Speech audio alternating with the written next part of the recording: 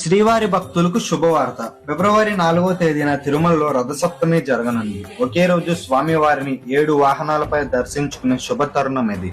మీరు విన్నది నిజమే. మినీ బ్రహ్మోత్సవాలుగా పిలువబడే ఈ రోజున 7 వాహనాల్లో భక్తులకు దర్శనం ఇవ్వనున్నారు శ్రీ మలయప్ప స్వామి.